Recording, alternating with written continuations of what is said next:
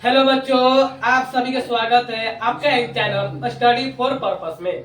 आज हम लोग पढ़ेंगे अर्थव्यवस्था का पार्ट 1, जो कि अर्थव्यवस्था एवं इसके विकास का इतिहास है। ठीक, आज हम जितने सवालों का हल करेंगे वह सभी लघु उत्तरीय प्रश्न होगा, जो कि परीक्षा में ना 2 नंबर पूछता है। छोटी कितना नंबर पूछता है? 2 नंबर का। ठीक छोटू, चलो क्या पढ़े छोटे हम लोग? पढ़ने से पहले लिख देते हैं अर्थव्यवस्था। ठीक, अभी हम इतिहास का वीडियो डाले हैं, पार्ट 3 का ना दीर्घ उत्तरीय बाकी है। ठीक छोटो, अर्थव्यवस्था का पढ़े हम लोग पार्ट 1 ना। हाँ, पार्ट 1 जो कि ना अर्थव्यवस्था, तो पार्ट का नाम है। ठीक ना, अर्थव्यवस्था एवं इसके विकास का इतिहास, इसके विकास का इतिहास। चलो, तो दिख रहा है अच्छे से ना? जी सर। चलो छोटू, तुम्हारा पहला सवाल है लघु उत्तरीय में। यहाँ पर लिख रहा है लघु उत्तरीय प्रश्न। लघु उत्तरीय प्रश्न। आज का पढ़ाई कितने नंबर होने वाला है छोटू? 2 नंबर का होगा, 2 मार्क्स। ठीक, ये सब याद करना जानते हैं, तुम मेरा लालची का नहीं याद करता है। 2 नंबर पूछेगा। चलो छोटू, तुम्हारा पहला सवाल है अर्थव्यवस्था किसे कहते हैं? छोटू, तुम्हारा पहला सवाल क्या है? अर्थव्यवस्था किसे कहते हैं?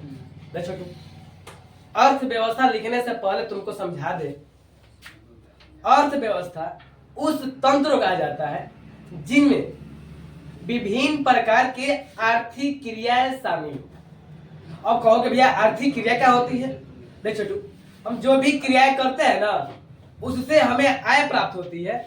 ठीक ना, उससे हमें आय प्राप्त होती है, उससे ही हम लोग आर्थिक क्रिया कहते हैं। जैसे में मान लो कि जो कृषि है यह खेत खलिहानों में काम करता है, और खेत खलिहानों में काम करके ना अपनी आय प्राप्त करता है, और आय के रूप में मुद्रा प्राप्त करता है, रुपया प्राप्त करता है, या वस्तु प्राप्त करता है। ठीक, जैसे वो वकील कोर्ट कचहरी में बहस करता है, वो बहस करके वो अपना आय प्राप्त करता है। इसी प्रकार छोटू शिक्षक और स्कूल एवं कॉलेज में पढ़ाते हैं, और पढ़ाकर वो अपने क्या करते हैं? आय प्राप्त करते हैं। तो इन सभी ना मिले जुले आर्थिक क्रिया को अर्थव्यवस्था कहते हैं।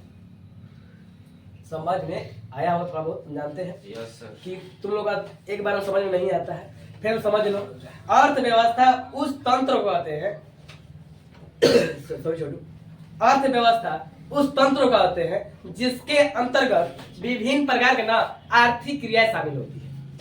जैसे किसान खेत खलिहानों में काम करता है, वकील कोर्ट कचहरी बहस करता है, इत्यादि। तो इन सभी मिली जुले आर्थिक क्रियाओं को क्या कहते हैं छोटू? अर्थव्यवस्था कहते हैं। समझ में आ गया होगा ना? चलो लिखो, यहीं पर याद हो जाए ऐसे हम लोग। सवाल क्या है छोटू? अर्थव्यवस्था क्या है ना? Yes sir.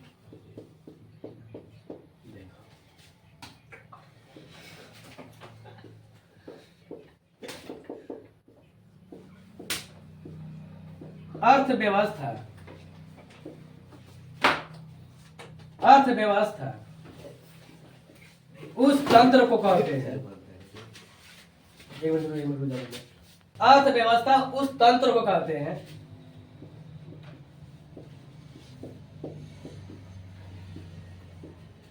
उस तंत्र को कहते हैं जिसके अंतर्गत ना, जिसके अंतर्गत विभिन्न प्रकार की ना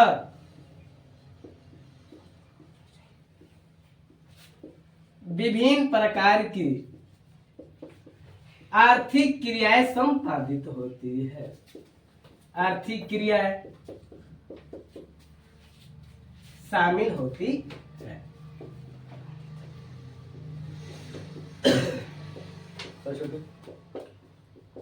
आर्थिक क्रिया क्या होती है? शामिल होती है। जैसे मान लो, जैसे कृषि खेत खलिहानों में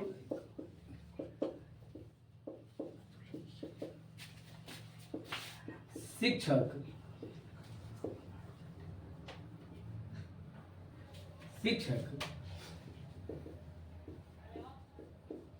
और स्कूल कॉलेजों में तथा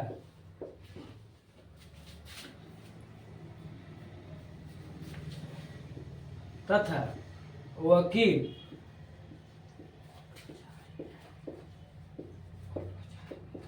कोर्ट कचहरी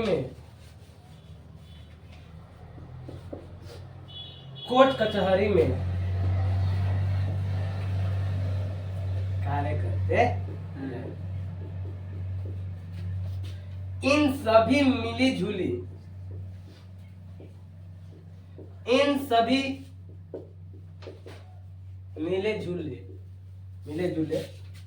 आर्थिक क्रियाओं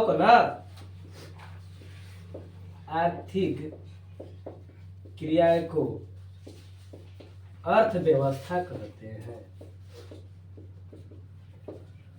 अर्थव्यवस्था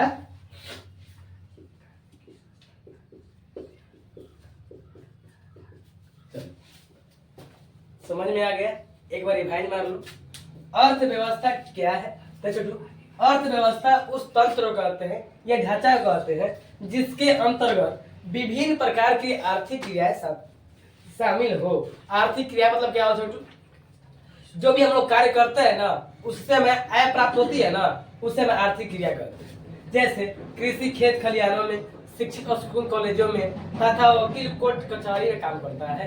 तो इन सभी मिले जुले आर्थिक क्रियाओं को क्या कहते हैं? अर्थव्यवस्था कहते हैं।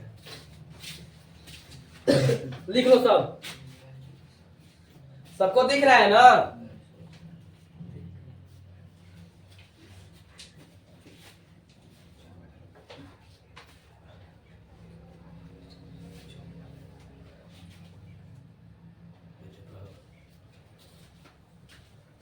चलो हो गया छोटू, पिचकार से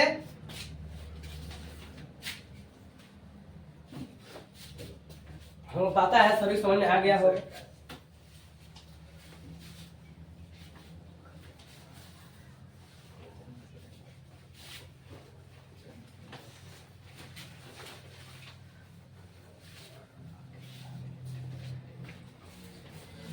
ठीक छोटू, तुम्हारा दूसरा सवाल है मिश्रित अर्थव्यवस्था क्या है?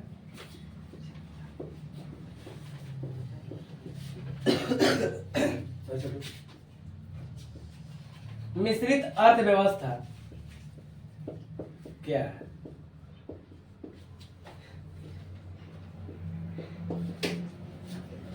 लिखने से पहले समझा दे ताकि तुम लोग समझ में आ जाए। देखो, मिश्रित अर्थव्यवस्था ना समाजवादी और पूंजीवादियों का मिश्रण है। इसमें जो उत्पादन के साधन है, इसमें समिति तो सरकार की होती है तथा निजी व्यक्तियों के पास होता है। अब कहेंगे कि पूंजीवाद क्या है? तो छोटू, पूंजीवाद हम उसे कहते हैं जिसमें उत्पादन के साधन पर अधिकार केवल निजी व्यक्ति का हो, मतलब कोई एक व्यक्ति का हो, उसमें सरकार का कोई अधिकार ना हो, उसे क्या कहते हैं? पूंजीवाद। क्या कहते छोटू? पूंजीवाद। ठीक है छोटू। अब इसी प्रकार बोलेंगे समाजवादी क्या है?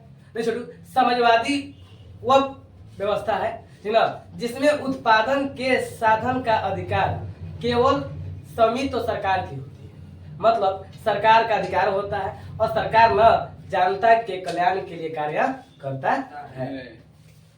समझ में आ गया? तो वही मिश्रित अर्थव्यवस्था है छोटू। मिश्रित अर्थव्यवस्था उस अर्थव्यवस्था कहते हैं जिसमें उत्पादन के साधन पर अधिकार पूंजीवादी और समाजवादी का अधिकार होता है। एक मिनट, मिश्रित अर्थव्यवस्था में छोटू, इसमें उत्पादन के साधन पर अधिकार ना सरकार का होता है और निजी व्यक्तियों का भी अधिकार होता है। ये दोनों मिश्रण होता है, ठीक ना? और भारत में ना मिश्रित अर्थव्यवस्था ही है। दे देगा इनमें कौन से देश मिश्रित अर्थव्यवस्था है? चीन, नेपाल, अमेरिका, भारत। कौन मारेगा तुम? भारत, ठीक ना? मार लेना। चलो देखते हैं। मिश्रित अर्थव्यवस्था।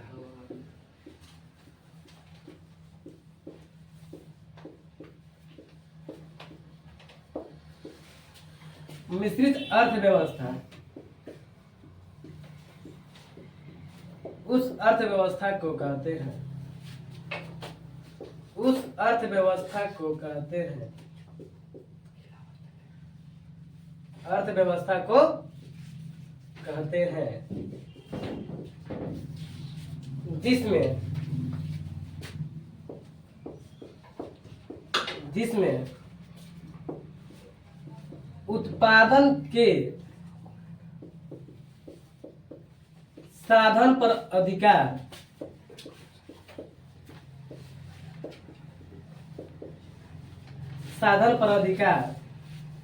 स्वामित्व सरकार तथा निजी व्यक्तियों के पास होता है, निजी व्यक्तियों के पास होता है। भारत में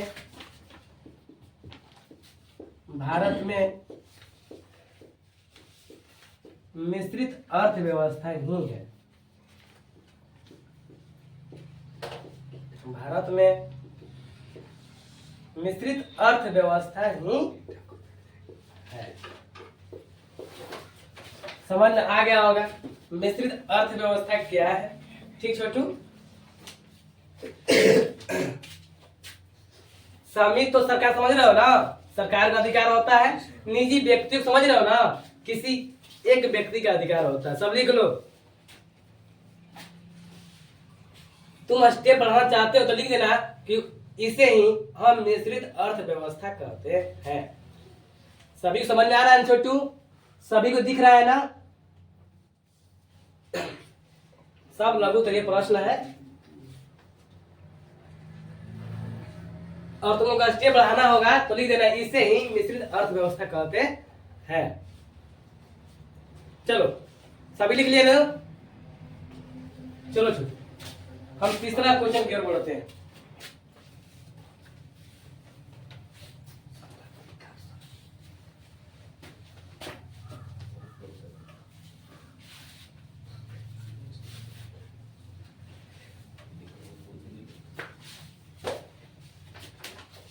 बातें मत को छोटू तुम। चलो क्वेश्चन नंबर तुम्हारा तीसरा है ना? Yes sir. सतत विकास क्या है? सवाल यही है।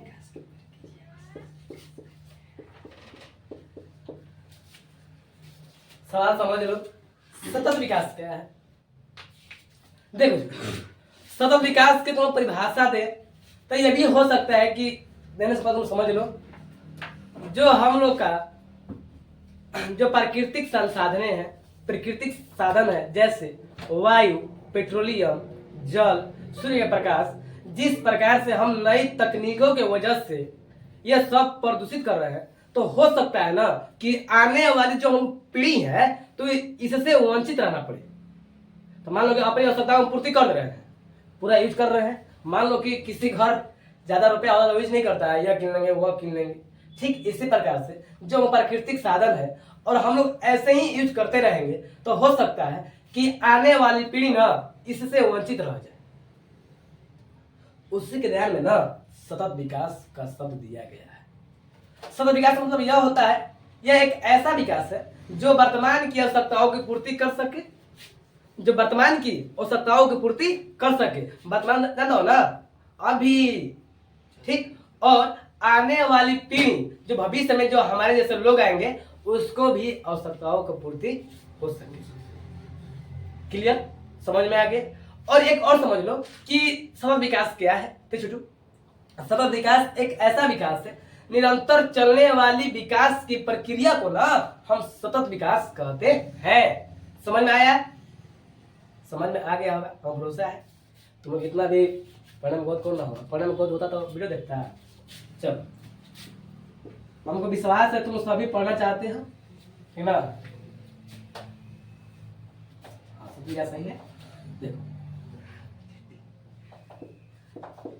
यह एक ऐसा विकास है,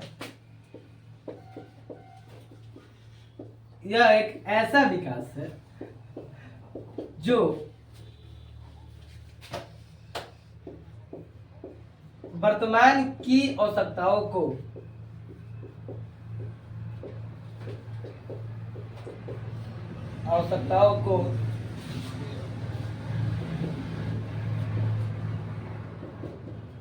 पूर्ति हो सके,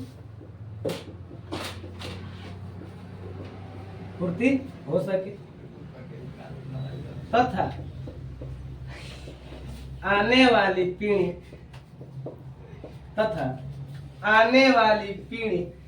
जो हमारे साथ लोग रहेंगे, उस आने वाली पीढ़ी की आवश्यकताओं की पूर्ति हो सके।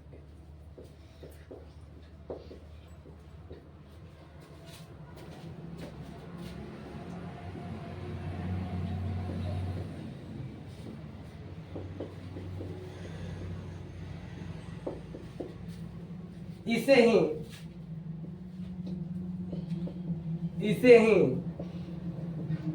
सतत विकास कहते हैं। सतत विकास करते हैं। ठीक, सभी समझ में आ गया। और जिस लड़के को यह याद नहीं हो रहा है तो एक और परिभाषा आसान ले लो, ठीक ना। पर ये समझ लेना, परीक्षा हॉल में जाना तो ये सवाल देगा तो उस समय तुम सोचना नहीं, डायरेक्ट लिख देना है, ठीक ना। ये सब सवाल देख लो, पीछे मॉडल पेपर में सब दिया है, ये झूठ को नहीं बोलेंगे हम। चलो, निरंतर चलने वाली विकास की प्रक्रिया को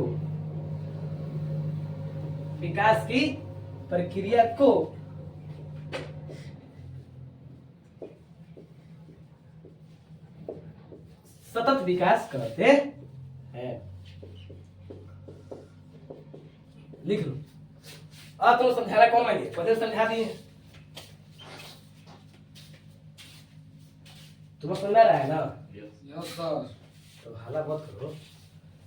चलो छोटू, सब लिख लिया ना। लग रहा है कि थोड़ा लाइट की कमी है का। चलो लिखो सब। छोटू, सवाल देख लेना है, सब परीक्षा में पूछा हुआ है 2 नंबर का। सब सवाल जो भी आई है, वेरी वेरी इंपॉर्टेंट।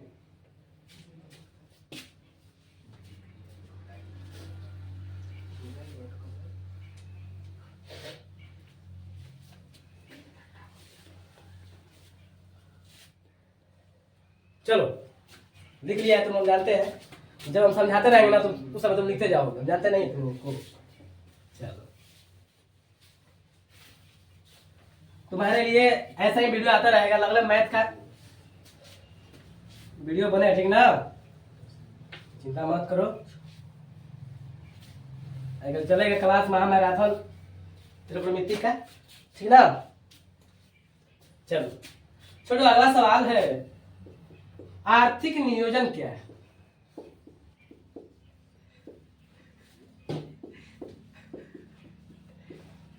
आर्थिक नियोजन क्या है?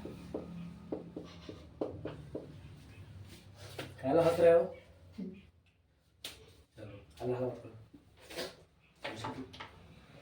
देखो, आर्थिक नियोजन ना किसी राष्ट्र के प्राथमिकताओं के अनुसार देश के ना विभिन्न विकासात्मक कार्यों के लिए संसाधनों का उपयोग किया जाता है। ठीक, समझ लो। जो आर्थिक विकास है छोटू, इसका पूरा श्रेय ना, जो हमारी अर्थव्यवस्था में विकास की प्रक्रिया होती है, इसका पूरा श्रेय ना नियोजन को ही दिया जाता है। नियोजन का जो मुख्य उद्देश्य है ना, वह है विकास की दर को बढ़ाना। जैसे विकास है तो मान लो 55% है, तो हो सकता है कि 56% इसी का काम है। 56% बढ़ाना, कभी ऊपर नीचे करना, किसका है? आर्थिक नियोजन का। ठीक, तथा कृषि तथा उद्योगों में ना आधुनिकीकरण करना, इसके बारे में चर्चा करना, किसका है? आर्थिक नियोजन का।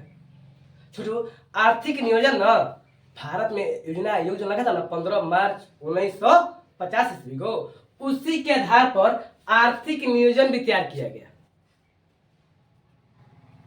जब ये तैयार किया गया छोटू, तो उस समय ना प्रधानमंत्री अटल बिहारी वाजपेयी थे। क्या छोटू? अटल बिहारी वाजपेयी 23 अप्रैल 2002 ईस्वी में ना नई दिल्ली में आर्थिक योजना क्या किया था? जारी किया गया। जब भारत में योजना आयोग का गठन हुआ तो 15 मार्च 1950 ईस्वी में, तो उस समय प्रधानमंत्री कौन थे? पंडित जवाहरलाल नेहरू। समझ में आ रहा है सभी को ना? चलो ठीक छोटू, आर्थिक नियोजन क्या है? आर्थिक नियोजन छोटू इसका अर्थ होता है ना, किसी राष्ट्र के प्राथमिकताओं के अनुसार देश के संसाधनों को विभिन्न विकासात्मक कार्यों के लिए उपयोग किया जाता है, और आर्थिक विकास का पूरा श्रेय आर्थिक नियोजन को ही दिया जाता है। समझ में आ गया? याद हो रहा है ना? चलो अगर ले तो याद हो जाएगा।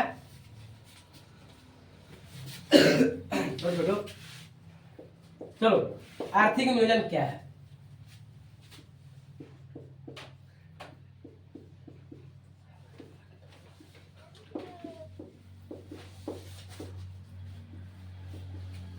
आर्थिक नियोजन एक ऐसी प्रक्रिया है, एक ऐसी प्रक्रिया है जिसमें किसी राष्ट्र के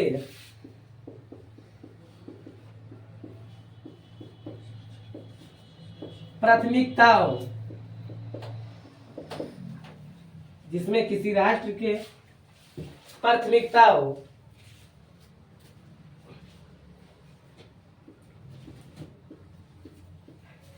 के अनुसार देश के संसाधनों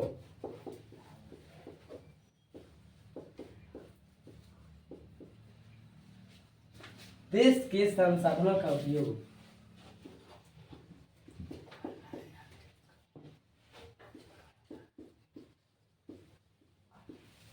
विभिन्न आर्थिक क्रियाओं के लिए किया जाता है।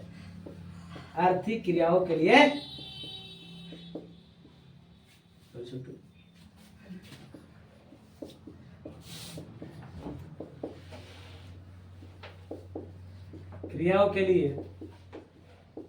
किया जाता है।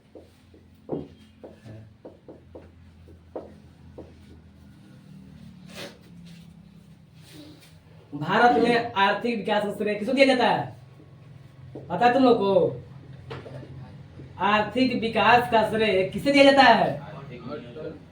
बोलो कस के। आर्थिक विकास श्रेय किसे दिया जाता है छोटू? आर्थिक नियोजन को ना।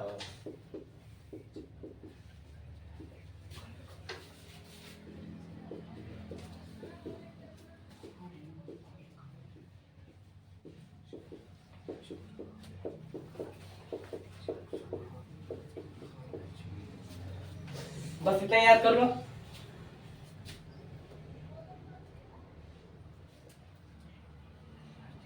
चलो दिख रहा है सभी को? समझाना क्या है? पहले समझा दिया है तो सब लिखो। सबको दिख रहा है ना?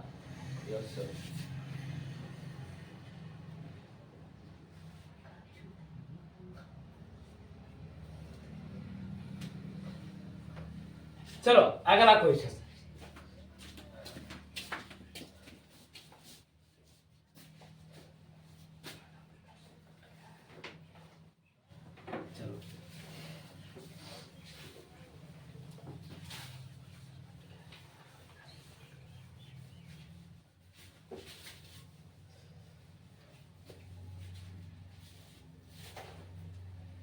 चलो तो हमारा अगला सवाल है, मानव विकास रिपोर्ट क्या है? 5 नंबर ना, मानव विकास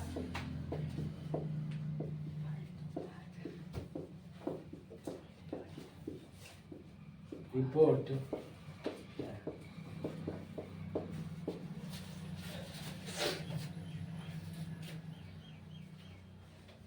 लिखने से पहले हम समझा दें, मानव विकास रिपोर्ट छोटू, मानव विकास रिपोर्ट ना एक संयुक्त राष्ट्र कार्यक्रम का एक हिस्सा है जो ना विश्व के विभिन्न देशों का ना तुलना करके एक रिपोर्ट तैयार करता है।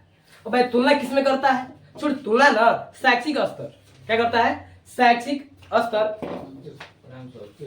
शैक्षिक स्तर, ठीक ना, और स्वास्थ्य की स्थिति एवं प्रति व्यक्ति आय को ध्यान में रखकर ना एक रिपोर्ट तैयार करता है जिसे ना मानव विकास रिपोर्ट कहते हैं। समझ में आया? चलो लिख लेते हैं। मानव विकास रिपोर्ट क्या है? मानव विकास रिपोर्ट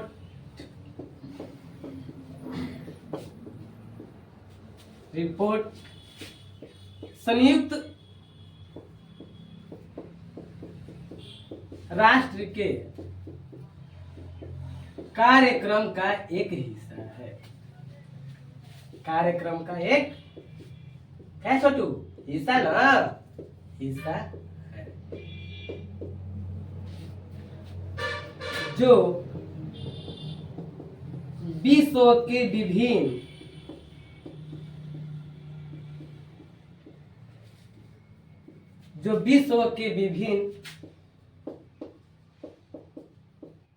देशों की तुलना करके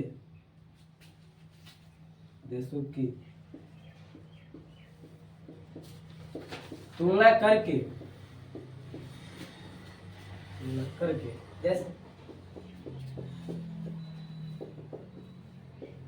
शैक्षिक स्तर,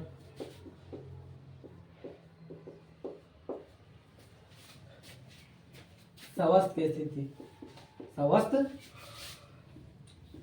की स्थिति,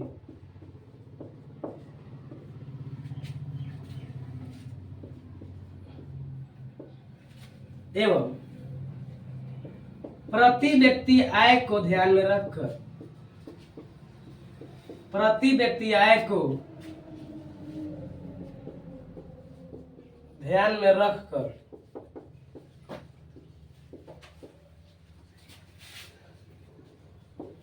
जो रिपोर्ट तैयार करता है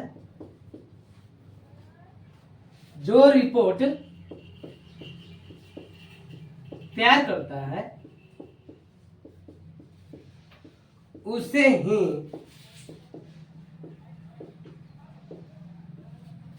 मानव विकास रिपोर्ट कहते हैं।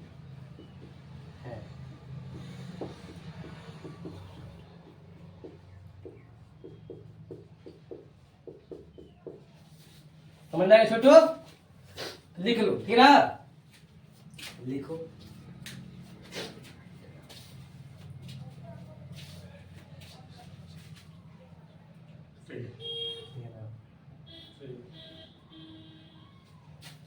चलो, सभी समझ में आया ना?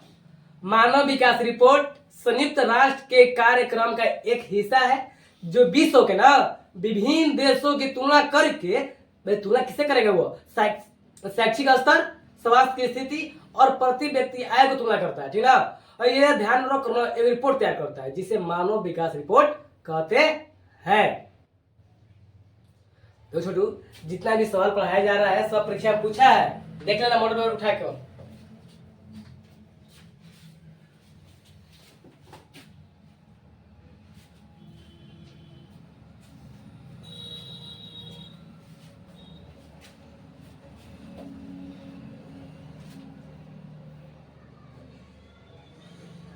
चलो, सब लिख लिया ना?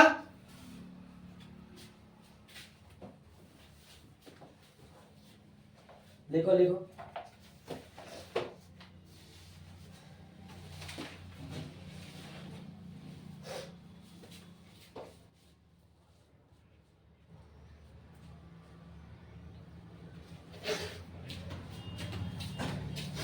चलो, तुम्हारा अंतिम क्वेश्चन है छोटू, आधारित संरचना पर प्रकाश डाले। सब लिख लिया है? हमको भरोसा है सब लिख लिए होंगे तुम लोग। चलो, अंतिम छोटू सवाल है, लघु उत्तरीय प्रश्न का अंतिम सवाल। जितना ही पढ़ाई हुआ है सब ध्यान में रखकर याद करते रहना है।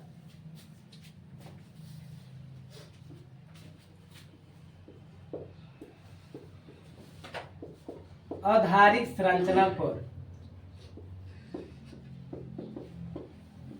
संरचना पर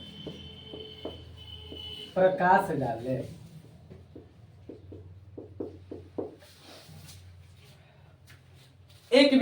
छोटे एक बात समझ लो, जिस देश का ना आधारिक संरचना अच्छा रहता है ना वह देश काफी विकसित होती है। जिसका आधारिक संरचना विकसित होगा वह देश भी क्या होगा, विकसित हो। ठीक छोटू, आधारिक संरचना मतलब होता क्या है छोटू, देखो होता है क्या, देखो आधारिक संरचना मतलब ना उन सुविधा एवं सेवाओं से होता है जो देश के आर्थिक विकास के लिए ना सहायक होते हैं। अब तुम्हें बताओ, जिस देश का आर्थिक विकास अच्छा होगा वह देश विकसित नहीं होगा। जैसे बिजली, जिस देश में लाइन अच्छी है, जिस देश में परिवहन अच्छा है, बैंक, संचार इत्यादि, ठीक ना, जो आर्थिक विकास में सहायक होते हैं। ठीक छोटो, समझ आ रहा है, नहीं आ रहा है? नहीं छोटू, आधारिक संरचना का मतलब उन सुविधा एवं सेवाओं से होता है जो देश के आर्थिक विकास के लिए सहायक होते हैं। ठीक छोटू, जैसे बिजली, परिवहन, बीमा, संचार इत्यादि। ठीक, चाहे उत्पादन लिख देंगे, हम व्यापार लिख देंगे, व्यापार भी होता है ना। अब जिस देश के व्यापार अच्छा नहीं है, बिक्री नहीं हो रहा, वो देश विकसित होगा नहीं छोटू, खत माल तैयार कर रहा है, बिक्री हो नहीं रहा है। इसीलिए आधारिक संरचना काफी महत्वपूर्ण है देश की विकसित करने के लिए। ठीक छोटू, चलो चलो सॉरी छोटू, देखो आधारित संरचना का मतलब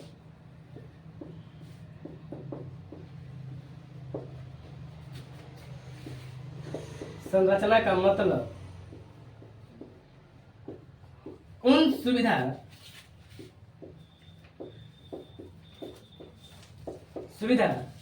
एवं सेवाओं से है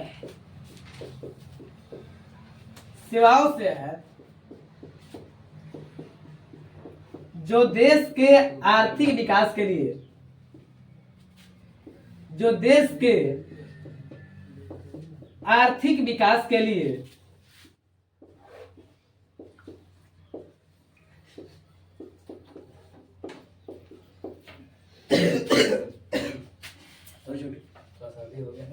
तो देश के आर्थिक विकास के लिए सहायक होते हैं।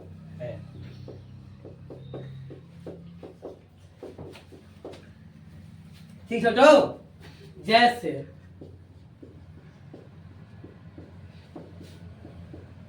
बिजली,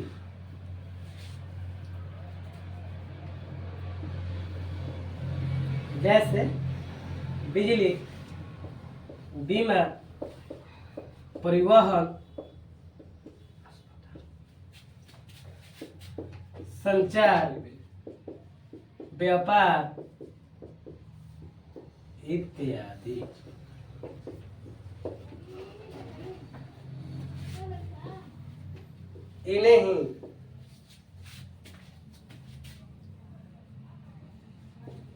इन्हें ही आधारित संरचना कहते हैं।